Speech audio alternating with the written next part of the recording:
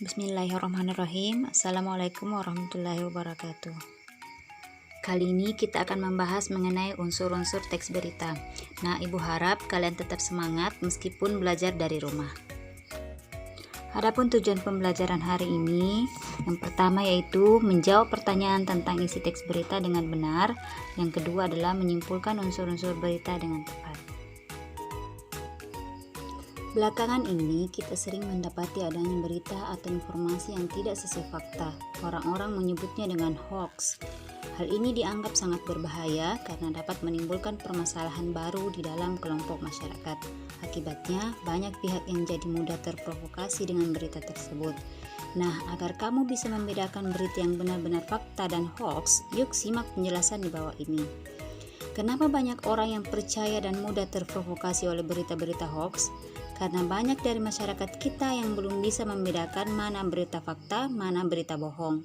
Maka dari itu, literasi media adalah salah satu jalan keluar agar masyarakat terhindar dari persebaran berita-berita bohong. Salah satu caranya dengan mempelajari dan mengenal unsur-unsur teks berita. Nah, kenapa kita harus mengenal unsur-unsur teks berita? Coba kamu bayangin, cukup bermodalkan handphone canggih atau laptop, kemudian terhubung dengan koneksi internet, arus informasi dengan sangat cepat dan mudah kita dapatkan.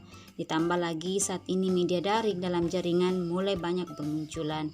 Maka dari itu, sangat penting buat kamu dan orang-orang di sekitar kamu memahami unsur-unsur teks berita supaya tidak mudah dibohongi.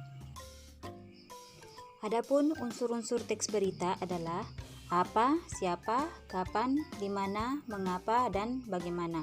Kalau dalam bahasa Inggris disingkat dengan 5W ditambah 1H, sedangkan dalam bahasa Indonesia itu disingkat dengan adik Simba untuk memudahkan di dalam mengingatnya.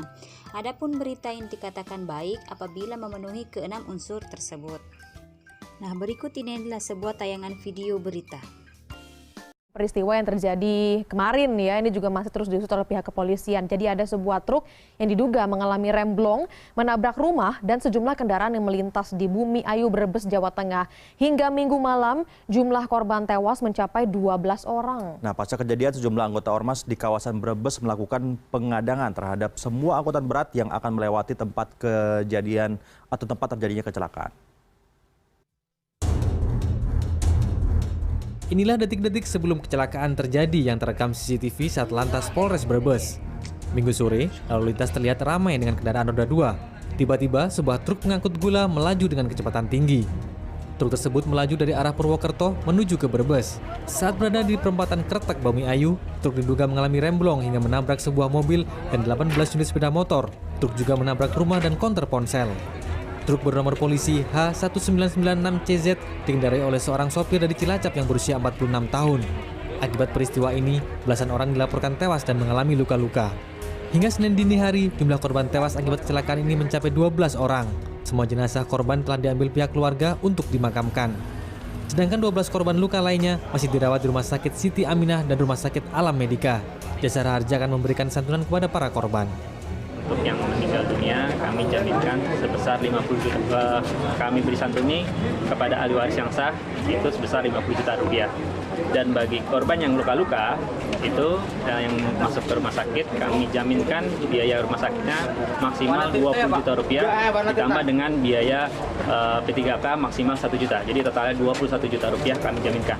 Pasca kejadian, ratusan anggota sejumlah organisasi masyarakat di wilayah selatan Kabupaten Brebes Minggu malam melakukan pengadangan semua kendaraan angkutan berat agar tidak melintasi jalan layang Kretek karena kondisi jalan yang menurun tajam. Pengadangan dilakukan 3 km sebelah selatan dari TKP kecelakaan. Petugas dari Polres Brebes ikut mengamankan aksi dan mengatur lalu lintas. Mencegah jangan sampai terulang kecelakaan lalu lintas, utamanya angkutan barang yang tonasenya melebihi yang seharusnya. Ini tentunya perlu kepedulian ya. Sampai kapan kita harus membiarkan masyarakat ini dalam keadaan was-was. Menurut warga, aksi ini akan terus dilakukan sampai ada perhatian dari pemerintah. Mengingat di lokasi ini sudah sering terjadi kecelakaan yang merenggut korban jiwa. Imam Suripto, Brebes. Nah, pertanyaan pertama yang harus terjawab adalah peristiwa apa yang terjadi? Nah, peristiwa yang terjadi adalah sebuah truk mengalami remblong sehingga menabrak rumah dan beberapa kendaraan. Pertanyaan kedua adalah siapa yang mengalami peristiwa itu? Nah, jawabannya adalah sopir truk pengangkut gula dari Cilacap dan warga masyarakat yang menjadi korban yang mencapai 12 orang. Nah, pertanyaan ketiga adalah kapan peristiwa itu terjadi? Jawaban untuk pertanyaan ini adalah kejadian itu terjadi pada Minggu malam. Pertanyaan keempat adalah di mana peristiwa itu terjadi? Nah, jawabannya adalah di Bumi Ayu, Brebes, Jawa Tengah. Pertanyaan kelima, mengapa peristiwa itu terjadi? Jawabannya adalah truk pengangkut gula itu mengalami remblong sehingga menabrak beberapa rumah dan beberapa kendaraan. Nah, pertanyaan terakhir adalah bagaimana peristiwa itu terjadi?